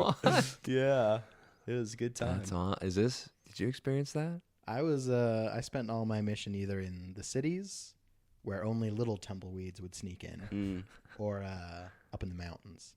You guys didn't have the mountains anymore, right? No. The top of our mission was like ASU. Yeah. See, we still had the mountains back then, and then they gave them up. Like Phoenix, Scottsdale, like all that stuff too. Then, huh? Where's Sholo now? Did they give Sholo to like a New Mexico mission? Sholo, where is Sholo? Sholo, Arizona. I mean, I know it, but I'm trying to imagine it pinpointed on the map, and I just Lyndon can't. just freaked out. The White physically. Mountains. Okay, it's way up there. So it's like what is that? Northeast of Phoenix. Northeast. Because Flagstaff is like straight up from Phoenix. Right. And then. Oh yes. Okay. That's the White Mountains. Okay. People are really interested in this sort of semantics. Sorry. Mad geography lesson. There's 6 missions down Ben there needs to know. Yeah. Okay, and maybe they are. Maybe they are. I don't know. The White Mountains. Sholo's the big town there. Right. Well, Mount Walmart is where we were. Tumbleweeds. Yeah, on our bicycles. Big tumbleweeds. Yes.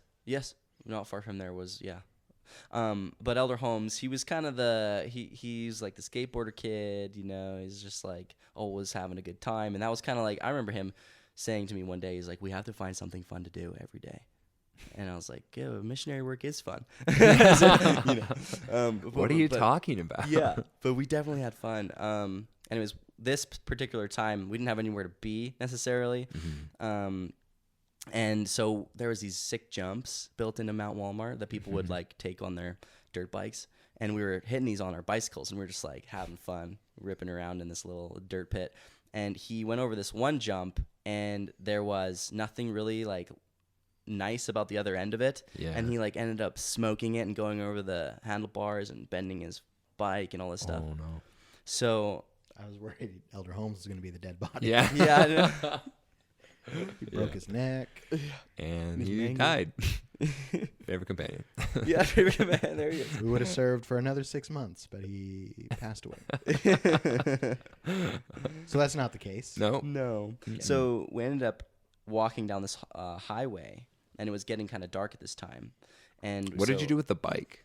He was kind of like limping it along. We had the member who we were just coming from. We had them bring in their truck. Yeah, okay. Which we were planning on loading it into, but they didn't even make it. So we were walking along the highway, and there was nothing too much around, like kind of the community to one side, but we weren't right up against it, and then just desert. And there's on the other side of this 2-lane highway, there was these 3 people, and if you can imagine, they were going with traffic, we were going with traffic, just in the shoulder, and there's 2 people, and then one person kind of trailing behind, and they had Polar Pops, which I think we actually have here, but it's not as big of a thing. Down in the States, everyone always has this big Polar Pop, and it's like a big thing of soda. And it's like 89 cents. And this is huge. Anyways, they had Polar Pops, and they had hoods over, and they're kind of dressed in black, and it was getting dark. And so as we were passing these people, they were going the opposite direction of us. This car comes by, and it's probably going, I think, 50, 60 miles an hour. So what is that, 100? Yeah. I think for us? 95. Yeah, okay. It's precisely. Okay. And all of a sudden we hear these screeching tires, and we look over, and it's not too far over our shoulder, and this body's on the ground, and this girl is getting out of her car, just like screaming. She's shrieking, and this body's just laying there limp. And I guess she had hit this guy. He'd wander out into traffic. Ooh. An older gentleman, Raymond was his name. How did you know his name? Well, we were right there. We were there, He screamed his name as he got hit. Yeah. Raymond! I'm sorry. Our only investigator. Yeah, we were teaching him. Yeah. I'm sure they learned his name when they were giving witness reports to the police. Yeah. Well, that was the crazy thing is that all of a sudden all these sirens from both ends of the highway start coming, and they like close us off in this murder scene, essentially this manslaughter scene. Wow. And the young lady's just freaking out, and the cops are there, and there's like a few other cars, and we ended up talking to the girl. Like the police kind of tried to dismiss us, and we were like, no, like we're not leaving. And we ended up talking to her and getting her number and like praying with her right there on the spot. And it turned into kind of this crazy spiritual moment. But yeah, I mean, this guy is dead on the street, and we're like right there, and she killed him. He didn't make it to the hospital. I think he actually died in the ambulance on the way. But you're like, do you want to know where he's about to go? The spirit world. Let me tell you about it. Here's a Book of Mormon. Wait, so she got charged with manslaughter? Yeah, she was innocent. Like he had walked down the street. I guess he'd spent time as well. He'd done time. So they didn't think that it was on purpose by any means. I think he just kind of walked out. We don't know why or if it was on purpose, but that's so crazy. Yeah, it was wild. So was he a part of that group with the Polar Pops? Yeah, they were like walking close enough. I think that they were, but they weren't. When I saw them, and they weren't like overly concerned. I think it was more like I don't know. So they were just a little traveling group. So he wasn't a part of that. I don't know. Hard to tell. Hard to say. Yeah, but I mean, the next day, like he had broken the windshield on this car and like smashed the hood, and they actually found his dentures in the engine bay the next day, which would be horrible for the girl, if you can imagine. Yikes. So he's an older gentleman. He's an older guy. Yeah, less of a it's a crazy story, that one, but the other one to do with the dead body. Oh, yeah. It's kind of more exciting, I feel like. Number 2. Yeah. So this one, it was after a long day. I won't go into the details. We spent all day in the sun because there was I will. Actually, I had sunstroke and it was quite miserable. Yeah. Yeah. But we were exhausted. It was Elder Holmes and I actually again. We were at home. Strange. Yeah, weird, right? This third time, me and Elder Holmes. Dead body. You're like the Arizona Killers or something. Yeah. Like, anyway, time to go home. See ya. Good mesh. Long hot day. It's a long hot day. day. And we were in the apartment. I was brushing my teeth, and he was kind of like, he was in his G's. He was kind of passing out on his bed, and because we were tired. And all of a sudden, familiar situation. I remember that. No sheets, right? Like, or maybe you have sheets like covering your feet, but like there's no blankets on you because it's so hot. And there's a wet towel over your eyes. Yep. To stop the sizzling. Yep. Frozen grapes at the ready in the freezer. It's pretty hot there, huh? Very hot. Very hot. Did you have air conditioning in your apartment? Yeah, but it was regulated. Yeah. Yeah. It was like you got to leave it at 85. Oh, that sucks. When you're home. And then when you're not home, you just pretty much turn it off. Was it like a swamp? Like the window cooler thing? Or was it like internal? It was like central, right? Central air conditioning. And then you had fans that really were a joke. Okay. Yeah. But the thing is that everything stays dry because it's so hot. Like, you'll be biking and you'll be happy and dry, and then you'll stop at a red light and instantly soaked. And then as soon as you hit the other side of the street, you're dry again. Like, it was, phenomenal. Or walking into someone's air-conditioned house. Soaked. Yep. Really? Yeah. If you're outside, it's just ripping the moisture from you. You're never wet. Yep. Interesting. Yeah. Dinners. Going into dinner clean and dry. Never. You're just disgusting all the time. Yeah, I was in Georgia, so like the humidity is pretty crazy. So it was a lot of just getting used to. I actually got like foot rot or something because my feet were always wet and in this like leather shoe. So like I would take my shoes off near the end of my mission. It was like, oh, your feet smell dead. You have dead feet. Gross. So for that reason, I was kind of happy to come home to dry Alberta. But very dry. It's worse here. I don't know about you, but like my body is like turning into a snake. Like I just like shed a layer of skin every time I shower. It's awful. I'm a snake now. Yeah, that's what I got from my mission. I'm a slippery snake. I'm a snake. Okay, so dead bodies. Dead body. Yeah. Elder Holmes. Yeah, so everything was calm. We were kind of like winding down. All of a sudden, on the bed. You're brushing your teeth. This big bang happens outside, And to me, I don't know why my mind went here, but I was thinking I'm in America. It's probably a tank or one of these, again, flash floods. That was a huge thing of lightning. Like, it was one or the other in my mind. Yeah. And so I wander out of my room. We're in a house. Yeah. We had the master bedroom, and we walk out, and the elders are gone, and the doors are open. The other elders. We lived with other elders. They're gone. And all of a sudden, I hear them approaching the house, and they're like, oh, my gosh, like, we read something or heard something about a bomb threat, and something just went off. We lived right by a school, too. So we I went and shook Elder Holmes, and he's like, what was that sound? And we threw on, like, a sweater and some shorts or something like that. We start walking down the street in bare feet. Like, You went to investigate. We went for it. Wow. It was like 10:30 at night, and we were going to see what this was. I'd be like, bedtime. No way. This is America. This is Man, America. I was excited. We lived in the middle of a desert. It was kind of like, it was exciting. Maricopa's kind of in the middle of nowhere. Cool. Yeah. Yeah. So we were the second house in on the corner, and then across the street was a school, and then just north of that, so we lived east of the school. Just north of that was a big, like, one of these parks that you talked about. There was kind of a raised walkway that went through it, but it was one of these big parks. We would play soccer there every morning. Yeah. And then aligning the far end of the park was these fences that led to backyards of houses. So we walk down the street, past the school, look across the field, and we see this light. This kind of like this outlining of a vehicle almost. It looked like an ambulance, but it wasn't. It was too dark. And coming out of the back of the swinging doors was this red light. We're like, what the heck? So we start walking towards it in this field. You walked towards the red light. Yes. Okay. Yeah, we did. And we went over the path. And we started we got maybe halfway through the field, I think, when all of a sudden this big white light lit up the side of this freaking FBI van.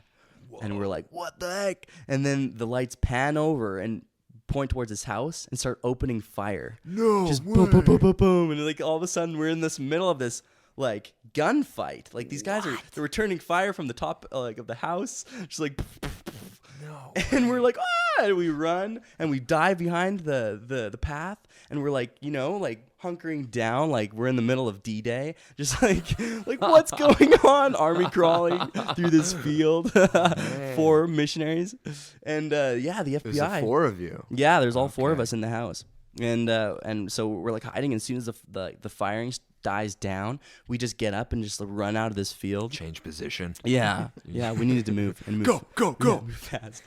Yeah. All your video game training up to that point come into play. You're just like, okay, we need to flank these guys. Exactly. Yeah, and Dude, that's we need crazy. to flank them. Yeah. Yeah, and it was nuts. Yeah, it was nuts. And we actually went up the street and found out there was a police barricade, but they just didn't barricade the park, only the street itself. Yeah. Because they were held out in there for a while, I guess. And what we'd heard was a flashbang, actually. Oh, cool. Yeah. That's awesome. Yeah, we heard a flashbang, and then we got there just as they were ready to open fire. Oh my gosh. So what was happening? It was like a meth lab over there. So another crazy situation. A methamphetamine entrepreneur. Right. Yeah, an entrepreneur, which makes it okay. Yeah. There was I think a situation of jealousy. There was an ex-boyfriend who had come back to confront the new boyfriend of this mother. First of all, she had a few kids, who we actually saw. She was at the police barricade because I guess the guy went in with a gun, started making threats, and then sent the woman and children out of the house. And I'm gonna deal with this guy now. Ended up holding up for a while and then killing the guy, shooting him. Yeah. And then at that point, I think the SWAT kind of got involved and everything, or FBI, whatever it was. It's probably SWAT now that I say it out loud. But and then he ended up killing himself actually in the garage. So the next day we went back and there was a bunch of boarded windows, and You went back. we wanted to find shells. You know what I mean? Like we were in They that. needed closure. Yeah. There was no grenade. Like they cleaned up. Like you see in the movies that how they're so pristine about it. They were, man. Like we couldn't find a shell. We couldn't find any of the casings from the grenade. Like none of the it. brass. Yeah. I just imagine you guys as like the Stand By Me kids who like going to like, do you want to see a dead body? That is insane, dude. A firefight. You saw a real gunfight. We were in it. You were in it. Part of it. You were a part of. So how close would you say were you to this happening? That's tough. I'm trying to think of like a way that I can describe this, because usually I would say, well, 2 of these rooms or something like that, right? But that's not something that people could see. Football fields? How many football fields? Troy's using his jarhead training. The field itself wasn't as big as a football field. Okay. I mean, depending on where you are. Is saying, America? Are you like 100 meters away? Yeah, we were pretty close. Like, we were pretty close. When the firing started, we were probably 100 yards. And then, but we ran, right? Like, we were like getting out of there. So, did you what was your like first instinct when you heard the fire? Was it like to drop to the ground, or was it to like turn around and run? I ran. I mean, I didn't have a gun myself. Otherwise, it would have been different. You'd be in the shiz, man. Yeah, things be getting hairy. Yeah, but no, I think as soon as like, it was weird because we were so close, and they had the flashlight initially, and then all of a sudden, just like the light from the rounds going off. That was enough. Yeah. What does that even look like? I've like never seen. And at nighttime too, so it's got that like muzzle flash effect going on. I don't even know if I remember that detail. Like, I remember the night for sure, but I was running, man. You know. What did you do when you went back to your? Like, was the firefight still happening when you got back to your apartment? No. So, so the firefight happened when we were right there in the field. We ran, took cover. It's nuts, man. Like, it was like I was looking for bushes, like whatever I had behind. A tumbleweed. Yeah. To jump inside of and roll away as fast as is good. But after it died down, of course we were curious, so we had to investigate more. Of course. Yeah. So we went up to the police blockade, and we were chatting with the police, and they had talked about, just kind of explained the situation about the guy coming in and everything. Yeah. But by the time, we it was late by the time that we'd got back to the apartment or the house and went to sleep. I love that story. Yeah. And we were telling the people, like, yeah, we're missionaries or anything. Every opportunity. Even when you're off the clock. Yeah, in a sweater. Never off freshly shot 11 p.m. Yeah. You got tactical makeup on, like face paint, war paint on. Bullet wound in the arm. Yeah, you're taping yourself up. I went through this. Put some duct tape on that wound. Yeah. Don't bleed out, boy. Wild. That is pretty crazy. Yeah, and then I wasn't the only missionary who experienced that kind of thing. Being in Arizona, I mean, they closed down, I think it was the I-10 that goes through there. Yeah, they had a sniper shooting people for a while, and so we weren't allowed to travel on the I-10. Like, that kind of stuff that happens, Arizona's crazy. Yeah. Arizona is crazy. It seems to have gotten a little more Wild West since I was there. Seems like we didn't have snipers. We just had gang violence. Just good old-fashioned gang violence. The way it should be. Yeah. None of these crazies. Sheriff Joe. I don't know how helpful he's been to the peace in that county. But yeah. Well, yeah, you were it sounds like you were in the desert the whole time. I actually spent most of the time in the valley, like you. Actually, my first almost 8 months were in ASU, actually. Okay. So that was, talk about being pampered. Yeah. I felt like I had an office job there. I would wake up, go onto campus. That's the second biggest institute building there. And talk to pretty college girls all day long. Yep. It was the party school of the States, actually. And people would just come in off the streets at times. Like, there were so many things going on. People would just come in and be like, what is going on in here? Like, you just teach them. Man, that's crazy. Do you have any crazy stories from your college days? Your mission college days? I don't know if I can top the murders. Yeah, I was going to say, like, pretty much we should end the episode because nothing you say now is going to be. There's the Tempe Mission urban legend that there's so many sororities on ASU that to become a member, you have to sleep with a missionary. Mm-hmm. Ooh. Mm-hmm. How many sorority sisters did you make? Did I sleep with? Tell us off mic. I if you think I want. was protected. I think Yeah. someone was watching over me because I didn't have to do any of that. Thank you. Thank goodness. I'm also Thank pretty sure it's false. I mean, we had I wouldn't doubt it. there was this place. I don't know if you remember. Is it Mill Ave? Mill Ave. Yep. Yep. That's it. That's the most worldly place that you could find, within a good stone's throw for sure. And we went there every day. P-Day, man. P-Day was awesome. We called it Mill Ave Day. Yeah.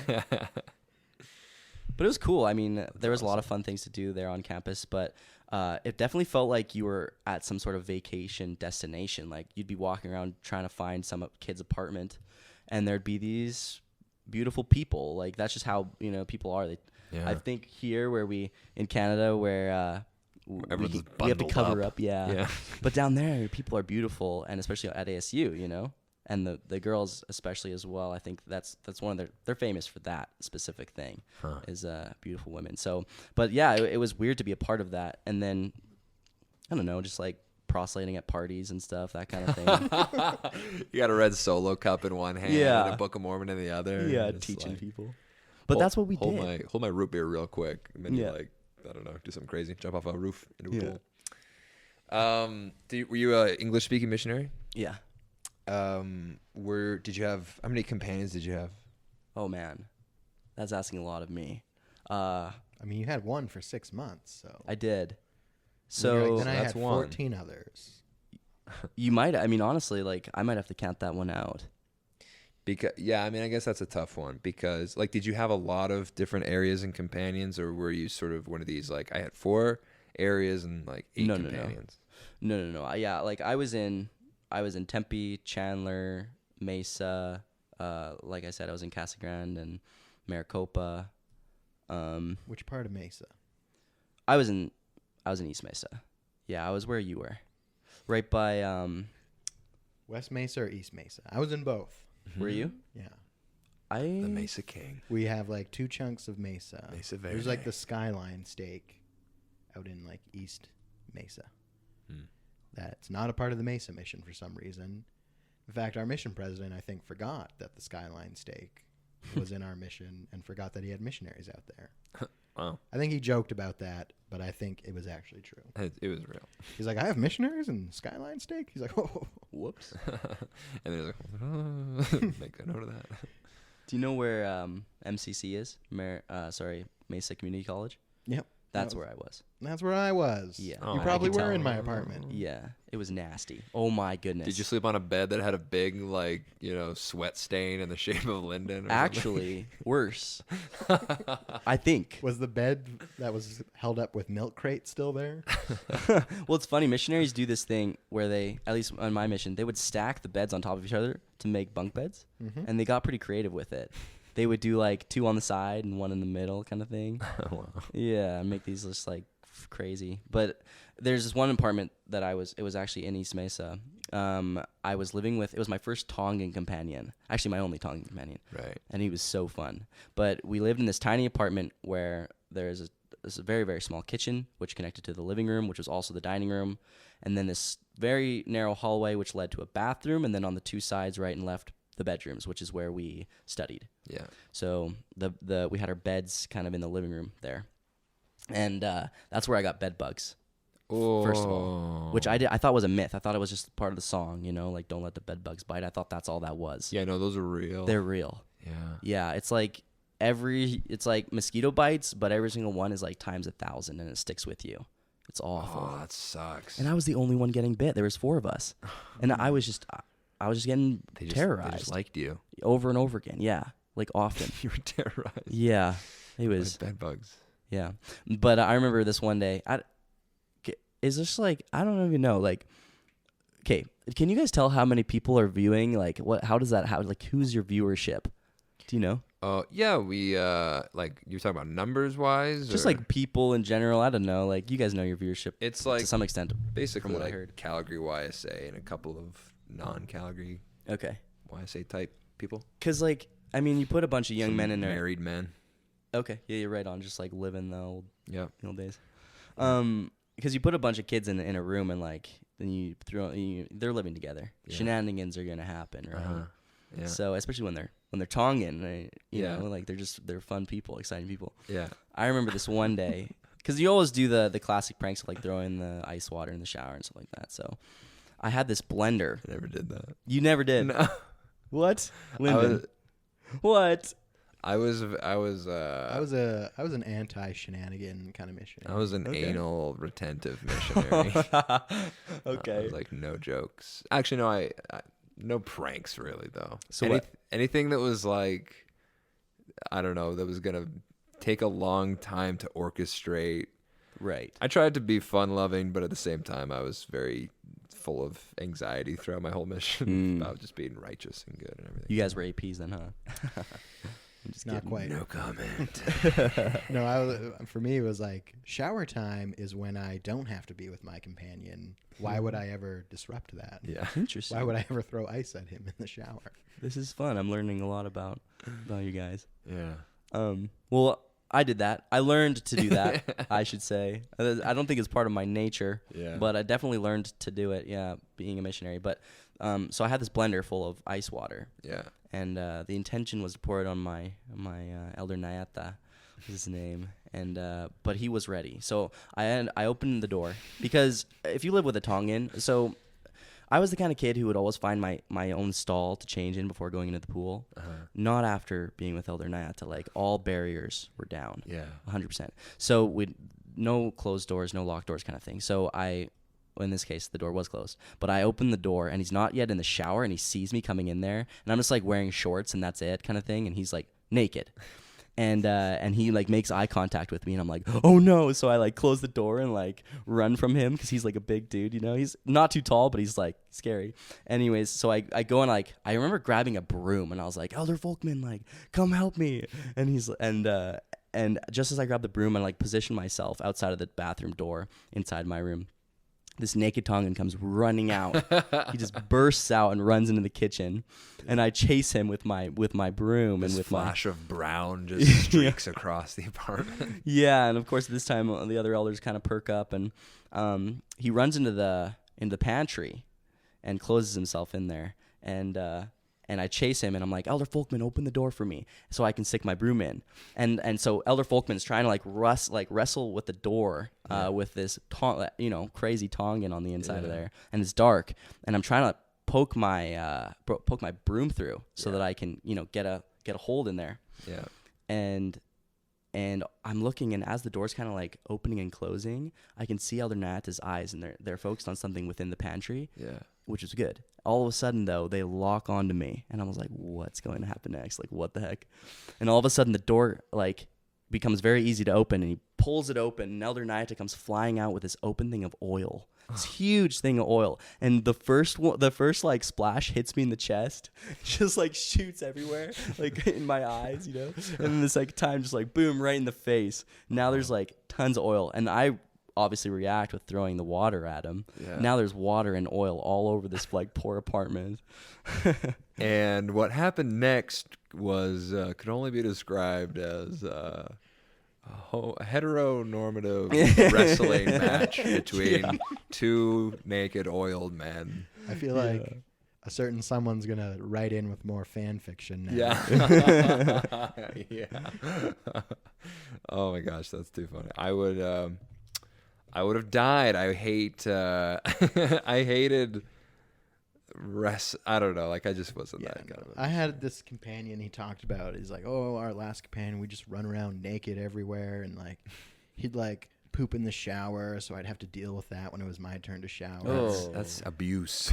That's a line. And I was just like, none of that's gonna happen with me. I was like, I won't tolerate that.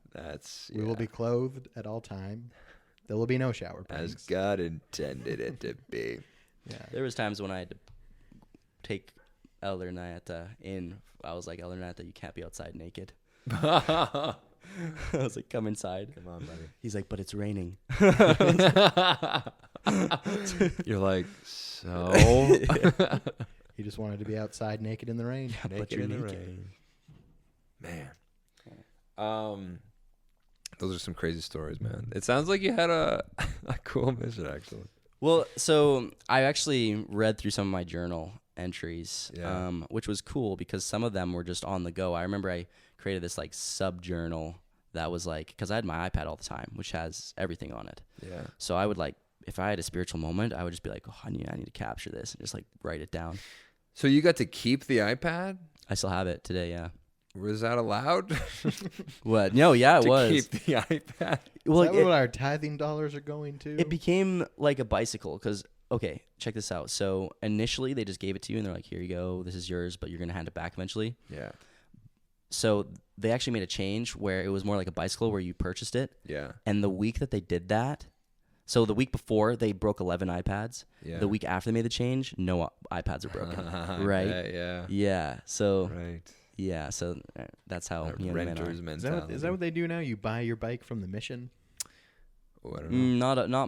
Not me. I bought a bike. Did you buy a bike? Like a dum-dum, yeah. Yeah, we bought a bike as well. It's a freaking nice bike, too. Yeah. I gave it to someone before I left. So Christ-like. I sold my bike for 2 Nixon watches and a pile of cash at the end of my mission. So much. I should have smarter than done you. that. I was too Christ-like at the end of my mission. I was just giving away stuff, and now I regret it. So Jeez, man. that's my I was just takeaway. like about to go home from my mission. I'm like, capitalism. I brought mine home and I was like, I'm gonna ride this thing when I get home. And you never have said. Never put it together. I know, yeah. A lot of people are like, oh, I'm just going to ship it back home. I'm like, shipping this thing back to Canada would be 10 times more than it's actually You worth. just buy a new Yeah. bike.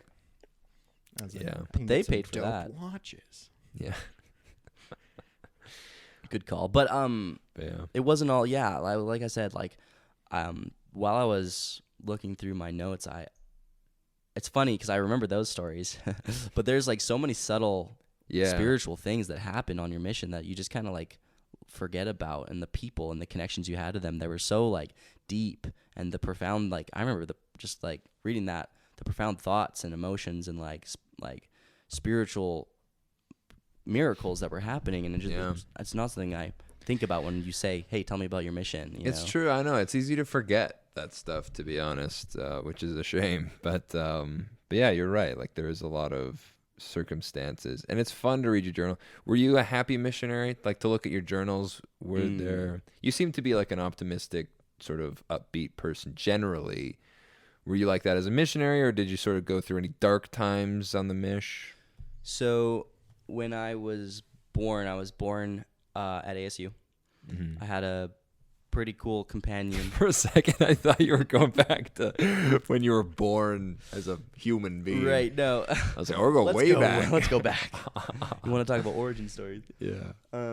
So yeah, I had a pretty cool companion who was very he was going to teach me the ways of a missionary, and I loved that. Like I was out there to serve. I kind of consider myself a more mature missionary, and I think I had 4 years at that time on the 18-year-olds. So and I was excited to be there, and I knew why I was there, and I knew what I was there for, and nobody had ever told me to serve a mission. Yeah. I wanted to do it. So I was pretty ecstatic to do it, and Which is the opposite of Lyndon and I. Really? We were just sort of told to do it, and we did it. Okay, but then ended up loving it, of course, right? Yeah. Sure. Yeah. Oh, absolutely. Yeah. Honestly, I was gonna make a joke, but I was like, no, I loved it. Yeah. Yeah. You can't not. I mean, well, you can. You but can. It takes a lot. It takes a lot of Some effort. people hate their mission. But anyways, so I remember I had my same trainer for 2 transfers, and then I was district leader's companion, by the way, and in that zone, or in that district, I should say, that was over ASU, there was like the APs, the STLs, the district leader. That was it. Yeah. And then just one extra Chinese-speaking set of sisters, which was in my ward. And so I think on my 4th transfer, or just before my 4th transfer, I remember actually my girlfriend had broken up with me, and I was like, okay, Lord, like I'm here to prepare myself, so let's do it. I was like, bring it on. Yeah. And then I was called to be a district leader, and at the same time, they were testing me out to be somewhat of an AP the role was kind of like an AP, kind of weird wandering AP, because they had all this technology, but they had nobody to manage it. They didn't know what to do with it. So they had this elder who was in charge of it. He was to do trainings. He was to do like, I don't know, just kind of test things out, regulate so you it. were AP. No, I wasn't. They were testing me out for the role. Specialist AP. It was weird. Yeah, I mean, the guy, he would like go on his own at times, and That's pretty cool. yeah, Special he was like a ops. solo weird missionary. Yeah. Nobody really knew what Elder Baker was doing, you know. Elder Baker. But I remember them saying, yeah, like, because I was excited to use technology, and I brought a few ideas, fresh ideas in the mission. They're like, that guy. Yeah. So, but it was around the time that I started to have these symptoms of this hypothyroidism. So that was definitely the darkest point of like my life up to that point. Snap. Yeah, just like a lot of responsibility, a lot of like new things. I was like the district leader to the APs and the STLs and all these amazing missionaries, and it was just like keep up, you know. Yeah. And teach them even. So, but my body was like shutting down at the same time. So weird stuff too, like even like hair thinning out and garbage, like physical stuff like that, mental stuff included. Yeah. I was just exhausted all the time. Yeah. But once I was able to like get away from that situation and like figure out my body and stuff like that, yeah, I think I was a pretty happy missionary, man. I loved it. I loved Arizona. I loved the people and yeah. Well, you know what? You seem like a happy guy. You got a full head of hair now. Beautiful, thick, brown locks. And thanks. You know what? Thanks for coming. Thanks for like. You really were like, hey. I mean, you all, but sort of. You just made it very easy to ask you to be on the podcast. We actually we're gonna do this months ago, even. Yeah. At the conference, the YSA conference. The social media one. That's right, yeah. And then it didn't work out. That's okay, though. We had a little debriefing of that. But anyway, I'm glad that we were able to come together and have you on this time, though. You're, you know what? You did very well with the microphone. Yeah. Never a problem. So Not once, eh? 5 stars on the microphone. 5 stars, self-conscious. mic user. So thank you very much. We should read an email actually before we close out. This is from Alex Williams. He says, if you'll know, before we said that Cindy was self-conscious in her episode as being fake, and we asked listeners to mail in and say if that's true or not. It was a joke, but Alex Williams wrote in and took us up on that, and he says, Cindy is super not fake. Little deke out there. Love the episode. Such a good conversation, both for humor and insights. Thanks, as always, true and faithful Alex Williams. P.S. Cindy will be... This guy, he's always pushing his own garbage, huh? Cindy will be a great guest on My Wax Museum. No exclusives here. And then a kissy face emoji. Get that guy out of here. Get that. We gotta we gotta write into his podcast and be like, hey, we exist. Listen to us. Does he read emails? Probably I wouldn't not. know because I don't listen. Just kidding. I listen. I listen every week. That's not true. Let's send some emails just to him. Yeah. Just tell him to read it. Yeah. Yeah. Anyway, thanks again for coming on. Appreciate it. Lyndon, is there any other topical topics we need to discuss or anything else we need to I think we got it all covered. We got it all covered. Right? Well, okay. Well, is there anything else we need to Well, it was just it was lovely catching up with a fellow Tempe alumni. Yeah. I didn't realize. I was Praise excited mission. to hear that. I guess oh yeah, do you guys still sing the that special third verse? You must have got rid of it, or it's severely changed. Yeah, I think so. Because we used to sing all 10 zones. Mm-hmm. Yep. And now, is there still 10 zones? They'd still do that, actually. Can you, Called to serve, right? Yeah, can you sing that third verse for me? Oh, man. Yeah, help me out. Start it. I just remember, we'd be like, Tempe, Mesa, Gilbert. and be like, Keep Yuma going. Skyline. See, now they're changing all the zones. Yuma Phoenix, Casa Grande. And then, yeah, definitely, absolutely. And like every single time that your zone would come up, you'd get like extra loud with pride and joy. Okay. Pride and joy. We're having troubles relating on some things, but most of it, yeah. Yeah, I just remember. Oh, Tempe! Oh, you had pride and joy in your zone? Okay. Yeah. Interesting. Well, at my time, it would have been Queen Creek had the most missionaries in it. Mm. But they never seemed to get too loud. But that does sound familiar. The Tempe missionaries will always be like, Tempe pride.